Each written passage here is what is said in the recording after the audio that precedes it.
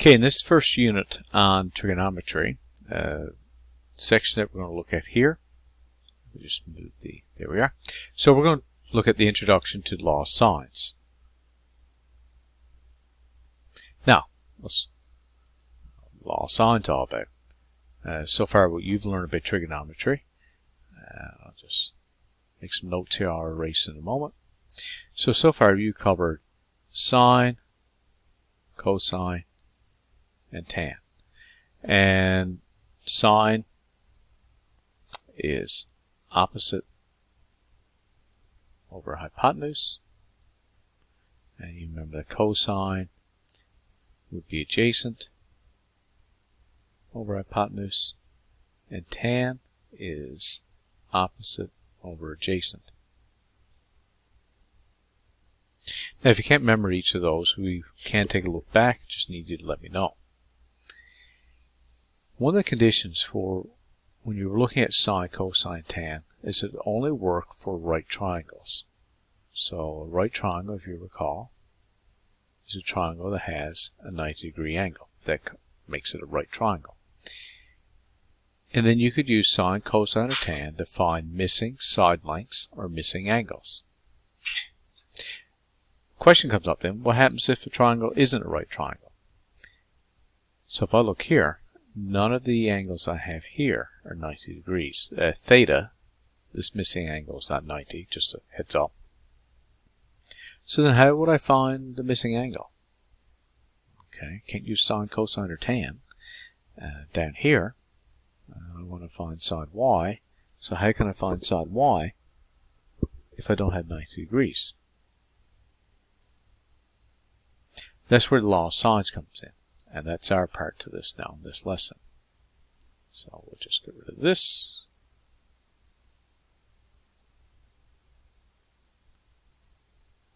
Okay, let's look back up.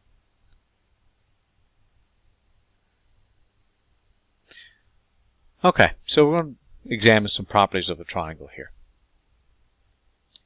So right now you have this triangle, triangle ABC. You're given all the side lengths, all the angle measurements. Something to remember is that angles and triangles are always written with capital letters. The sides, if they're going to be labeled, so here the measurement is given, so this is side A. Side A is always across from angle A. So the sides are always directly across from the angles. So angle B directly across from angle B is side B. Angle C directly across from there is side C. So angles in capitals, sides are in lowercase letters. Straightforward enough. In this case, we don't have any units given. Now, what I mean by units for the measurements is this is not saying 7.73 centimeters or inches or feet or miles. We just left that out. It's not going to interfere with the math by leaving it out. We don't need it right now.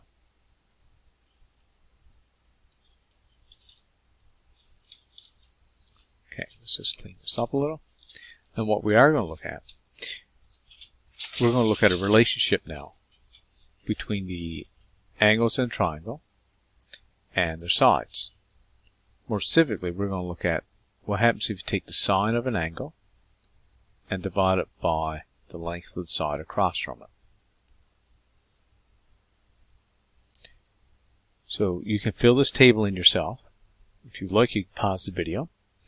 And we are going to write in each of the angle measurements and each of the side measurements. Sometimes students get mixed up and trying to identify, well, they know angle A because it's labeled here, and it's 78.26 degrees. And then remembering that side A is directly across from you. You just can't pick any side you see there. So if you want, you can pause the video, fill in the table, and then compare to what we have here. Then to calculate, it says take the sine of the angle, so sine of 78.26 degrees, divide by 9.35,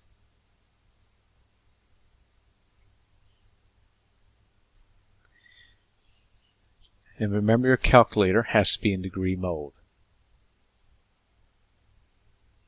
So just a note on that. So have degree mode for your calculator.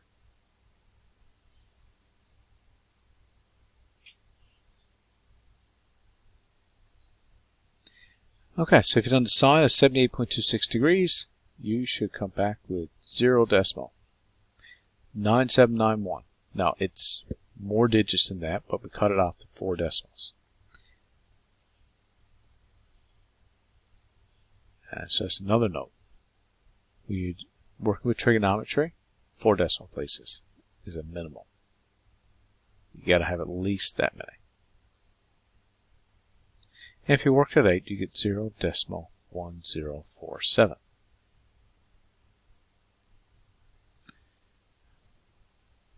If you complete the other part of the table, you would have 47.72 here. And across from angle B is side B, 7.07. So sine of 47.72 degrees over 7.07. And you would have 0.7399 over 7.07, and you get 0.1047, same as what you had earlier. And for angle C, it is 54.02 degrees, and the length of side C is 7.73.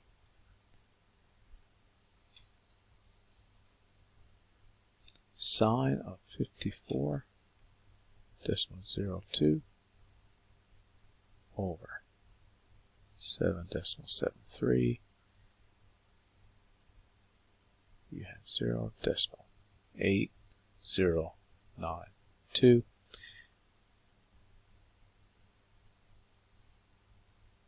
So your rounding skills come in here.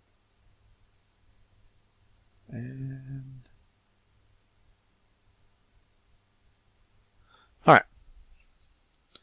So if we just take a moment to look at what we have here, you get the same answer for each 3 different divisions.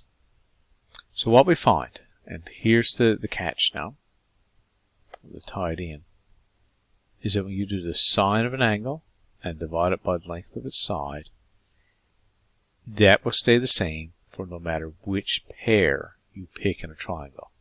So let me clean this up. And let's explain this again now.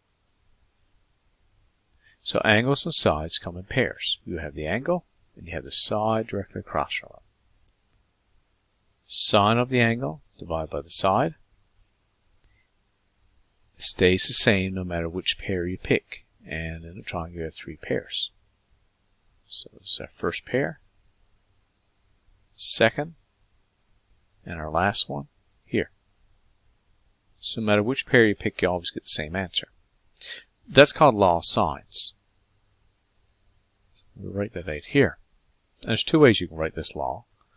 I'm used to doing it as sine of A is equal to sine of A divided by A is equal to the sine of B divided by B. And that's the same answer. Sine of angle C over side C.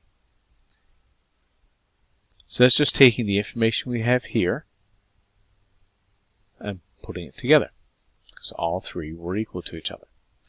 Another way you can write this, you may see it, is that it could be the reciprocal. It could be flipped over. We can say A over sine of A, B over sine of B, and C over sine C. That wouldn't change the overall answers. You still have 0.1047. Just depends on what you're used to or which textbook you pick up or website you look at. You may find it written either of two ways. Both of these are correct.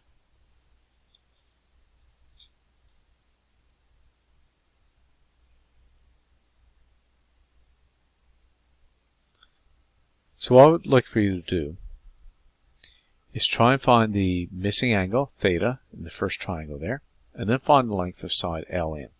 So see if you can apply the law of sines. My first suggestion when you do this is to always write out a pair that you know. So to get you started here, a pair that we would know, if I look at the triangle here, I have the angle, and do I know the side across from it? Then to me that makes a pair. I can't do that with theta at 45.2. They are a pair, but I want you to write down the pair that you know. So what would happen here? So you would write down the sine of the angle. Sorry, that's 29 degrees. Sorry about that.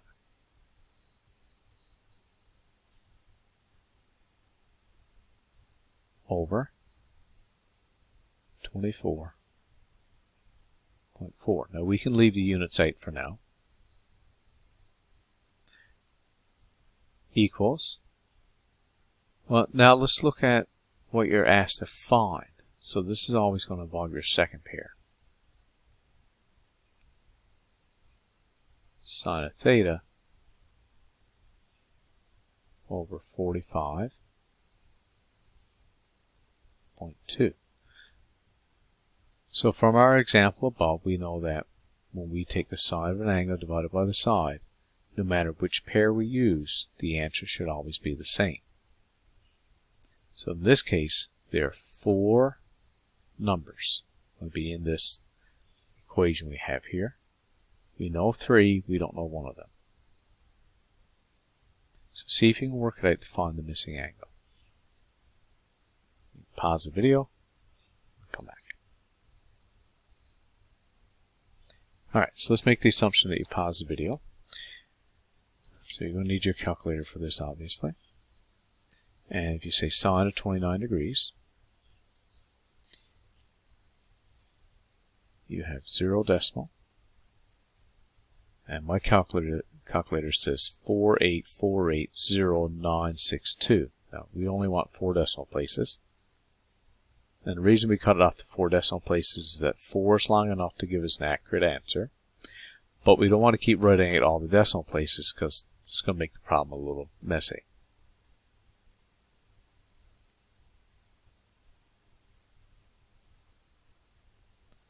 And then sine Q, sine of theta over 45.2. Now we're going to work this side out completely. So you have 0.4848 divided by 24.9. And you have 0.01946. Well, let's stop our rounding. 9469. First 4 decimal places, we don't count the 0 in front here. So I will go back 4 decimal places and it would have 1946. Now when I go to cut off here at the 6, you have to remember to look at your last digit. So last digit is a 9, which forces us to bump up to a 7. So the rounding rules that you learned in previous grades are important.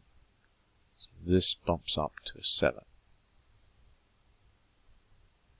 We can't do the sine of theta because we don't know what theta is. We're trying to find it.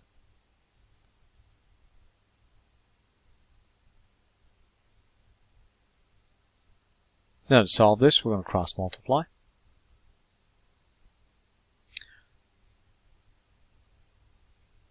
So you say 1 times sine. I'll write that up here. 1 times sine. So here's your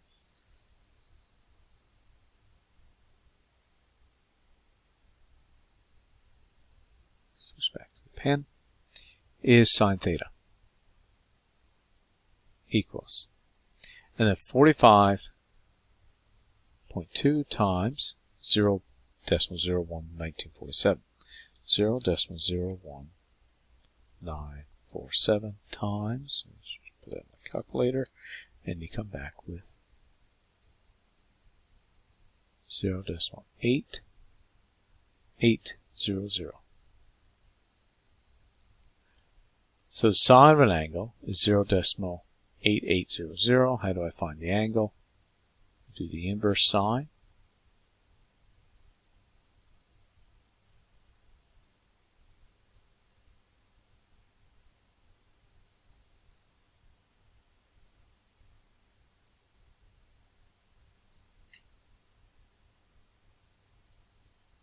So on my calculator, I would hit second function sine, type in 0.8800, and I get 61.4 degrees.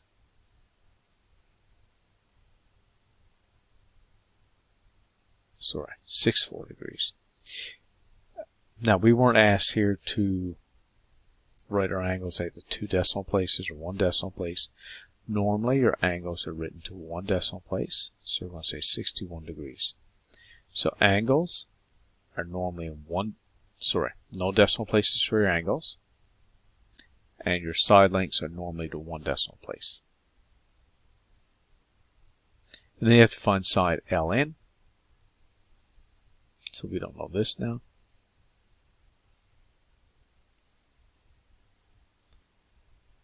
Again, we start with a pair that we know.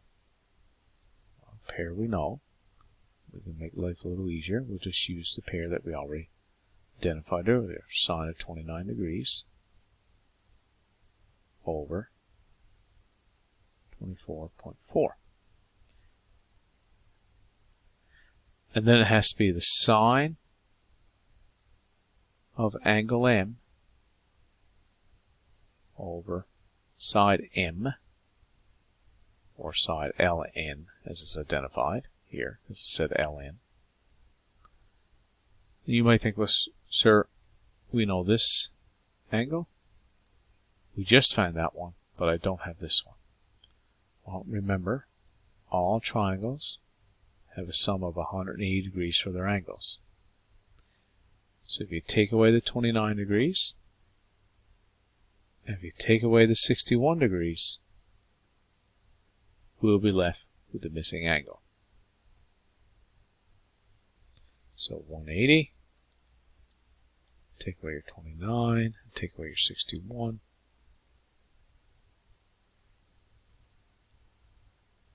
In this case, it did work out to 90 degrees. However, it's only 90.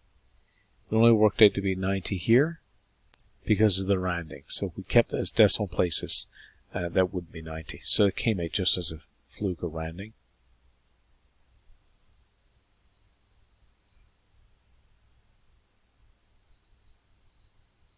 So don't always expect that. And LN, we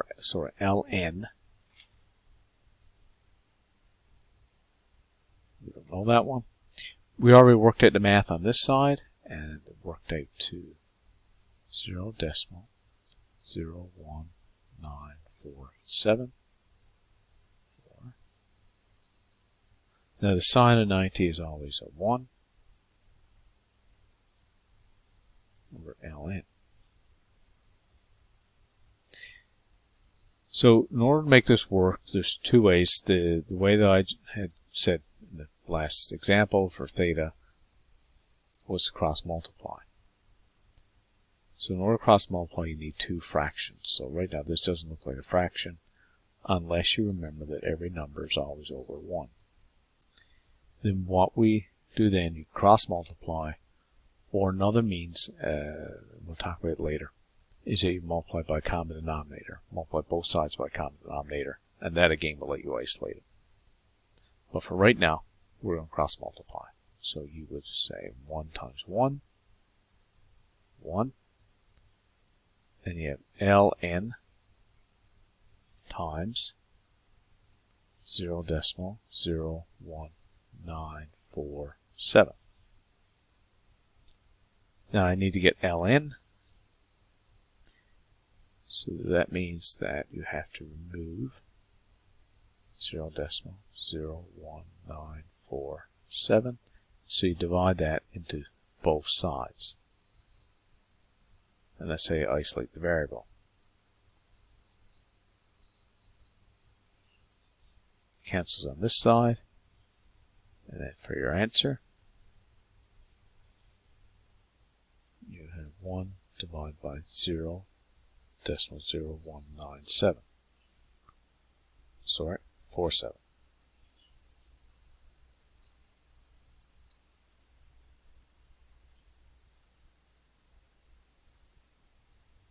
And the length is 51.36. And in this case, I'm going to round it to 1 decimal place, 51.4. And remember to include your units if they're stated. Okay, so this video is going a little longer than the usual ones we do for class. It's simply because we're working through the examples here for you. And the last one here now. Find the lengths of x and y. So x, angle x is here, side x is directly across from it. Angle y, and then side y is directly across from it. So I'm going to pause the video. You folks should pause your video and see if you can find those two answers. So where we're going to start here now, let's look at, well, this is find the length of side y. Now let's clean up our diagram here a little.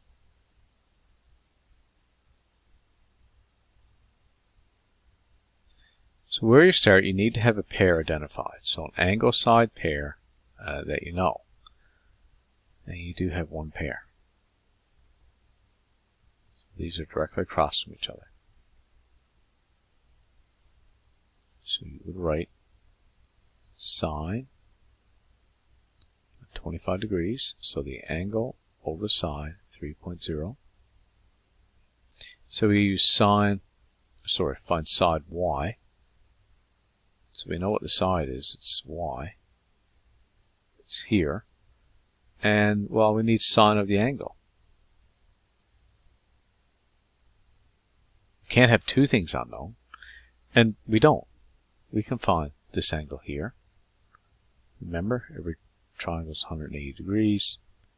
And you take away the 88. And you take away the 25. So 180. Subtract 88. Subtract 25. And you're left with 67 degrees. So that is our angle here.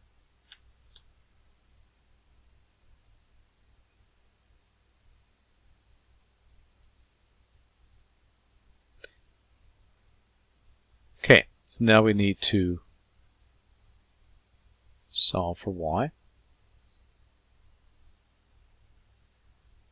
So we'll do sine of 25 degrees.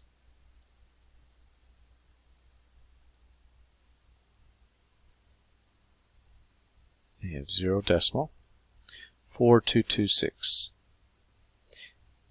Now if you have that in your calculator, and your calculator's display where you can just hit divide and put in 3.0, you can do that and come back with your answer.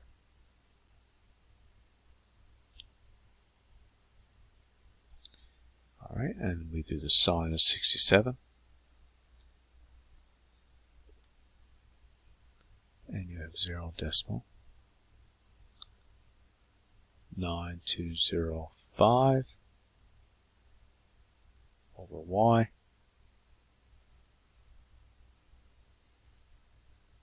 Now we can work out the left side here. That can continue. 0 decimal 4226 divided by 3. 0 decimal 140. Now, and then it's 8 6, 6, 6, and keeps going. Now I need 4 decimal places, which would take me to here. So my cutoff at the 8, I have to look at the number that comes after. It's a 6, bigger than 5, so I'll round up. So if the number that comes after your cutoff point, if that's bigger than 5, I'm going to round that up. So it's going to be a 9 here now.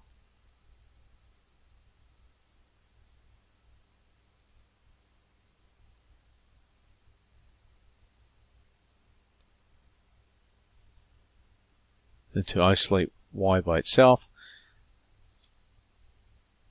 quickest way we're going to go through this is to cross multiply. So we're going to say y times, so cross multiplication, it's going to be here. I'll write the answer up here. So y times 0 decimal 1409 equals 1 times, well, this won't change anything. 1 times anything doesn't change it. So you just have 0 decimal 9205. 9205. Now how do you get y by itself? Remember, to get y by itself, to get a variable by itself, you divide by the number, the coefficient that's there. So let me bring it down to an example, that more familiar example. If you had something like 3x equals 9, how do you solve for x? Well, if you're multiplying by 3, then to get rid of it, you do the opposite, which is to divide by 3. That's how we remove, and this number is called a coefficient. So the number in front of x.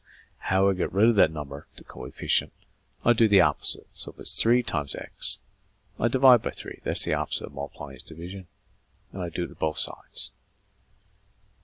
So the same process applies here. Divide both sides by 0 decimal 1409.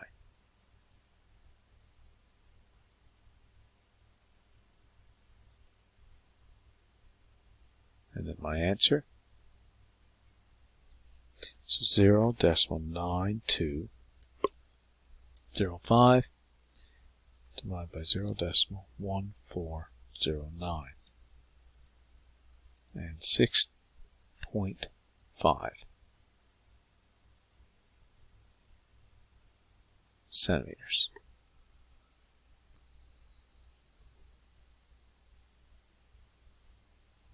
Okay, then your last step is to find side x, this one.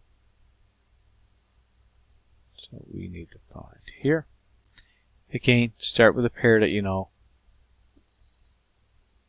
So you say sine of 25 degrees over 3.0.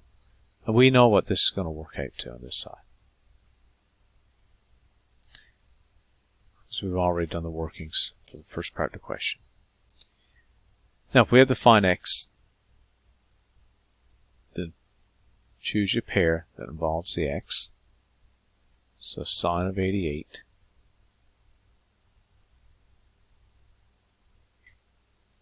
over side x.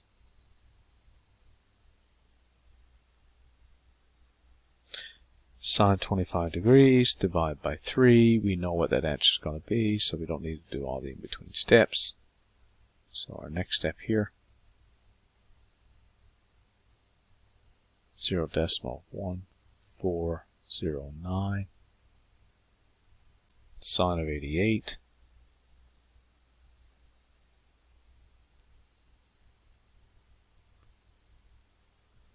zero decimal 9994. Then we cross multiply x times 0 decimal 1409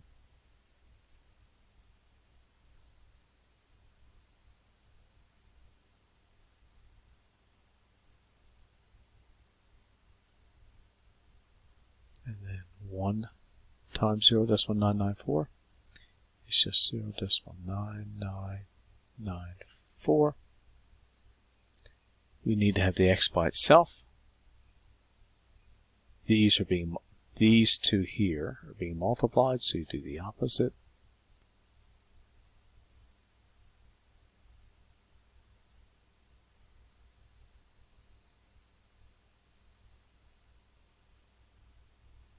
And your answer should be 0.994 divided by 0.1409, and you get 7.0. Alright. Oh, and that's in centimeters.